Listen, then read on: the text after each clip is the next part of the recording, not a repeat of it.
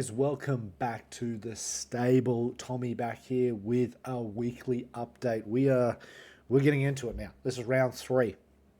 Round two has been and gone, and my God, did round two leave some carnage? If you thought round one was carnage filled, this one's worse.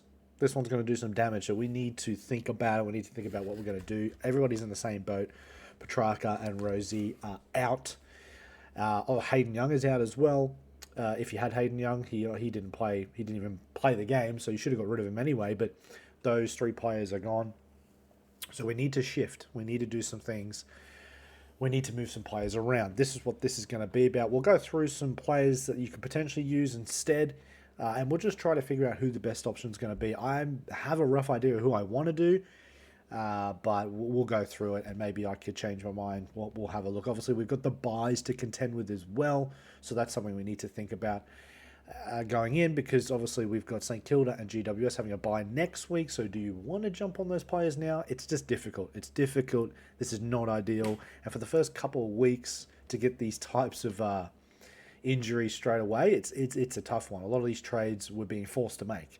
Goulden last week. Hayden Young, like I said, if you got him, I never had Hayden Young anyway, but now Petracca, now Rozee, two big primos are going to have to be shifted. So this gives us an opportunity to either go down and try to fill out your squad somewhere else, or you just go like for like. So we'll go through it, and we'll talk about it and see what I'm planning. First things first, we can get rid of Rozee. Now, my most obvious thing to do straight away for me potentially would be just to go straight down to Dan Houston, because I think in terms of value and production and what he's doing at the moment, that's probably the best bet if you want to try to get some extra cash somewhere, because Dan Houston is playing in that role that he played with Port Adelaide. He's getting a lot more of the ball off half back, and like I said, his average is 113. Last round, I think he dropped 120 plus. Or yes, his total points are 226. What was his? I wonder if we can just look at Dan Houston. What did he get last week? 113. Yeah, so 132. So he's getting a lot more of the footy, old Daniel. So he's an option. We'll get off this one just for a second. How do I get off Dan? There we go. We can talk about more. So Lockie Ash is obviously a big one you want to have in your side. I think come the end of the season, come towards the finals, you want to be having Lockie Ash in your defensive spot. He's either going to be your D1 or your D2 at the very least. But right now, I'm not sure I can get him in. He's technically dropped in value, so that's good for us. But I don't know if I can get Ash in, just because he has a bye next week. So I'm playing overall. If you're playing head-to-head, you can go in and get Lockie Ash. But because I'm playing overall points, every week matters. And so because he's not going to drop in money from now till 2 weeks' time, I can hold on him. So I'm not super concerned there for Lockie Ash, although I do want to get him, and I think he's probably one of the best players you can get. Your only other option here is obviously Nasaya, because Nasaya's come down in value. So if you don't have him, now's a good time probably to pick him up, because he's just starting to find that form in the midfield now. Like, obviously he knows how to deal. Well, I wouldn't say he knows how to deal with the tag, but Brisbane won't tag him because they notoriously don't really tag. Or you can go even further down. Josh Worrell's a good choice, but he's just pulled up with an injury, so I'm not sure if that's a good option now. Zorko's another good, another sneaky pod at 555. No one really has, not many percentage of players have Zorko. It's only 7.1. And then obviously you can go further down. You can look at your 300s and see if you want to get a player in there. You could also put Fonte in. He's doing really well. He's jumped 47,000 already, and his average is 93. So that's really solid. The only thing with Fonte again is he's having a buy. It's just really difficult who you want to get in. If buys aren't your problem, then you've got a wealth of options to pick from. But just for right now, for argument's sake, I'll put Houston in there just to see where that leaves us. And then we're going to move down, obviously, to Petracca. My midfield, we'll just quickly go through it. I wanted to get through Roberts I wasn't too keen on having Roberts, but he dropped 102, so he's safe for now, but he could be a player that I want to move on. I could potentially go down. Windsor's holding on, but I do have an option for Windsor in my mind. So those players are holding on for now. Getting into the midfield, Butters, Sarong, LDU, and Oliver, they're pretty much my four that I would say right now are the most safe. Oliver may get a trade after this week. The only reason why I'm not trading him now is because he's got one more game up his sleeve and he's playing Collingwood. And we really struggle with inside midfielders. We always have. A guy that can get on the ball, get into the contest and get those scrappy handballs out. They usually do really well against us. So I'm keeping him just for one more week because I think he could score at least a 90 plus. And I feel if I trade him out now, I might just miss that little bubble. Because the only other really player I want is probably Lachie Neale. I want Lachie Neale in that position, but I'm willing just to concede because we will have a look in a second what Lachie Neale's break even is. I think it's pretty high, so I'm willing to take the risk. So in terms of the midfield, there's not much more I can do there. I have a thought process in my mind with potentially using a boost, which I didn't want to do so early, but we may. Now, getting into the Rucks and Petracca. Now, this is where it gets a bit sticky because the only way I can get Petracca out for me is I have to use him. So hold on, we just need to get into this. Why won't it let me just sub them? Take that off. No, get out of here. Yeah, we'll complete that trade. We're not completed that trade. Let's complete that trade. Complete that trade. That should bring us back to hit. Yes. So the only way to get, for me, Petracca out, I have to bring Kalani White down into here. Then I have to sub Petracca into there. And then I've got to put White, obviously, on the bench. That's the only way I can get Petracca into the flex. I can't do it any other way. Now, this opens up a whole wealth of possibilities and potential. Because you're left for 734. I could get Bontempelli. And in an ideal situation, I probably would. And I still might. I still might use that option in the next couple of weeks. But honestly, it's like take your pick. It is take your pick. Now, you want to look for someone that's playing. That's a given. You don't want to look for a buy player. I don't think getting any players in that are going to have a buy next week, in my personal opinion, gives you any value. I just think if you're going to get a player in that's having a buy next week, you may as well just wait. That's my personal opinion.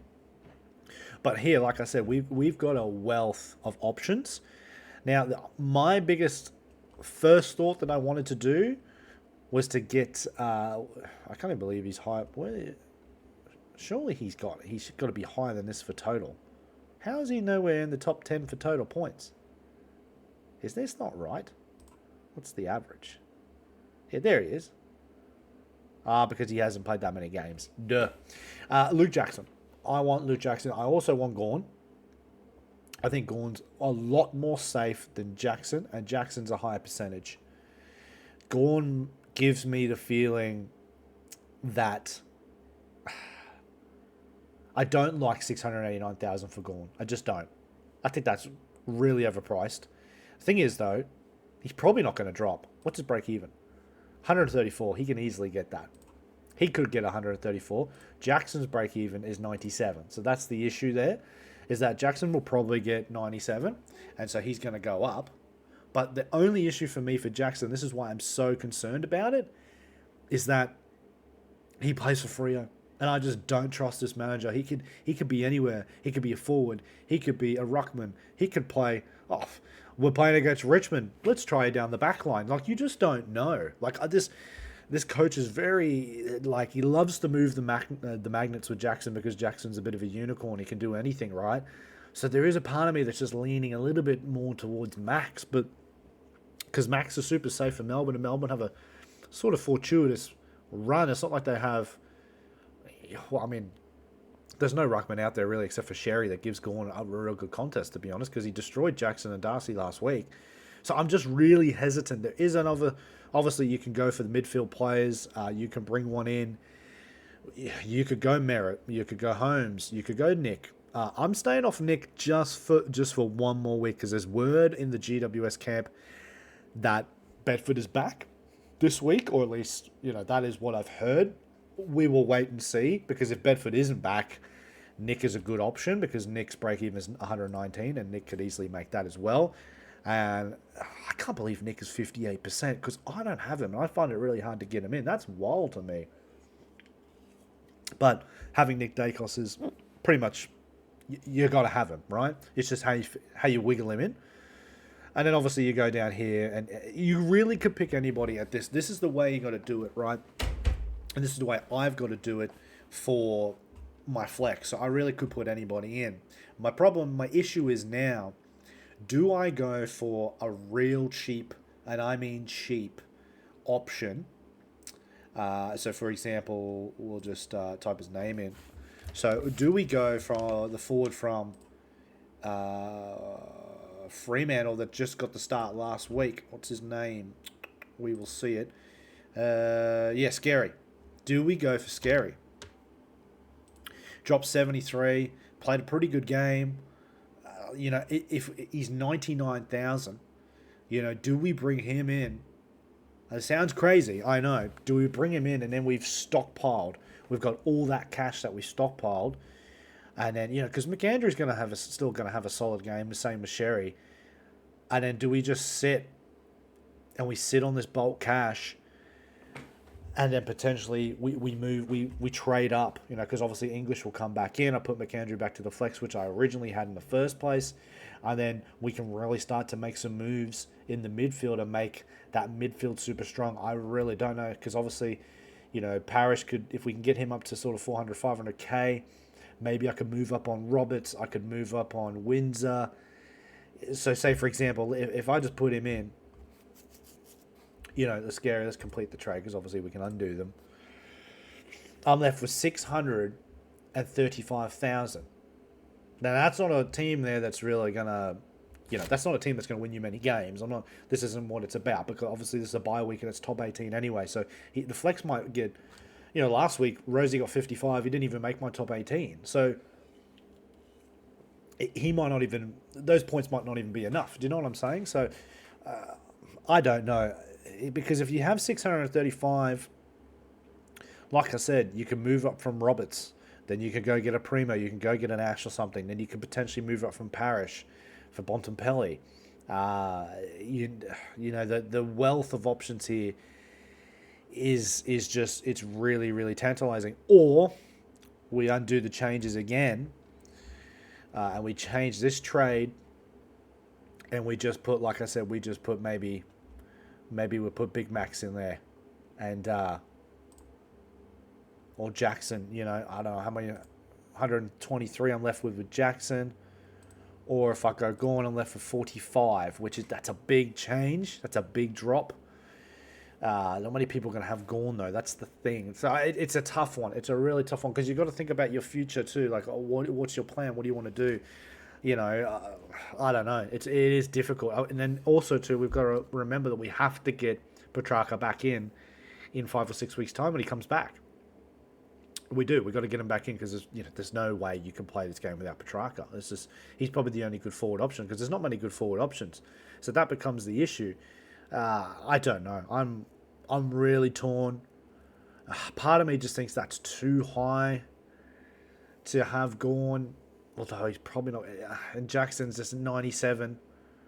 You complete that trade, you put him there, and then look, you just McAndrew into the flex, and you do that, and you cherry captain Jackson Vice. I don't know.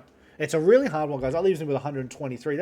That's more what I'm leaning to at the moment. But I mean, there is a world where I could just leave McAndrew there, and we could put a midfielder there. I don't know. I just think that Jackson, he's got a fortunate game coming up against Richmond. And it's at home. I didn't realise that. I thought it was at the G. So there's a good chance that he's going to dominate again. Who did Melbourne play? Melbourne play on a Sunday against Carlton. And Pitnet's been in form, although you still would imagine Melbourne will... Is that right? Carlton are underdogs against the Demons? What mail have I missed there?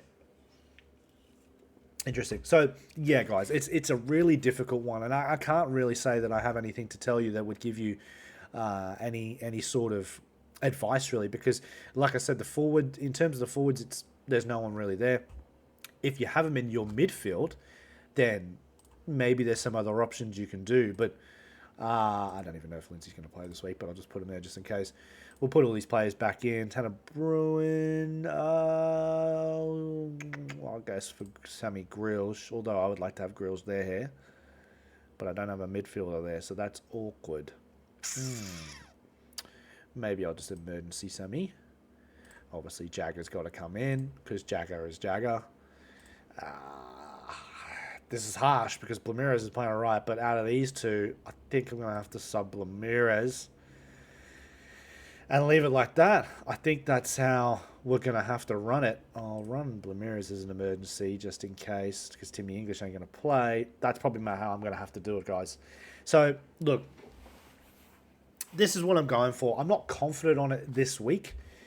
But Houston, Josh, yeah, look, I think Houston will still have a decent game, and he's going to go up in price. Got to remember that. He's got one more game up his sleeve. Jackson there for Petracca for now, but there is a chance I go Gorn. There's a chance I go Nick, but I think Nick might get a tag. There's a chance I go Merritt. I don't know. The problem is because you've got Petracca and he's such a large amount of money, you can really go anybody. It's how you feel. I want to try and get a Brisbane midfielder in soon. I am left, and this is also the thing. Because I'm left with 123, there is a chance I use a boost, but I really don't want to. Because I could potentially boost and then use another trade here. I don't know, guys. I really don't know. It's difficult. I could use a boost to take Carroll out because he's made money. Because how much money really is Carroll? His break-even's 11. He's surely going to make more than that. So maybe we sit on Carroll for a little bit more. Because there's Watkins has probably got one more week before he's going to go up. And also, obviously, that Scary has got another couple of weeks before he goes up. So Lombard and Carroll are on the chopping block for me because I'd like to get potentially Watkins and Scary in if they're going to play. Just to earn yourself some more money. So that seems like a silly idea. Using a boost on, but if I can go down to Watkins because he's potentially going to go up, that will facilitate me probably another 60k, and then that jumps you up to 180, and that makes it a little bit better for like your Bontempellis and stuff like that. Because if I move, the ideal would be Parrish to move to Bont, but if I have to move Oliver to Bont, I will. But we'll see. That about wraps it up, guys. This is a really, really open-ended update video. This is what I'm going to go for now. Don't hold me to it. There could be some changes by Friday. But just for right now, this is what I'm looking at. Oh, sorry, Thursday, because Geelong play Thursday. So you got to remember, Wednesday, your Thursday is going to be lockout. So be aware of that. But yeah, that about wraps it up, guys. I think Jackson or Gorn, that's probably your best options. Rucks don't let you down. And whoever thought Rucks were never going to do well this year, we've all been fucking proven wrong because 199 and the crazy thing with Sherry, he started out on -2 in that first quarter. -2 ends up with the highest score in the entire season so far. So that's crazy. Anyway, that about wraps it up, guys. Just a quick one here with my team, what I'm doing. Jack will do the live tomorrow, the live stream. I will be out. I'm going to be gone for about 4 days. Got some stuff happening around the household, so I will not be around my PC, so no content from me. Some of you might be happy with that. But anyway, that about wraps it up. This is my team. Let me know what you think and who you're thinking of getting rid of Rozee and Petracca. And we'll all join in this together because we're all suffering. We are. So many injuries early. All right, guys. That about wraps it up. Take care. I'll see you on the next one. Peace out.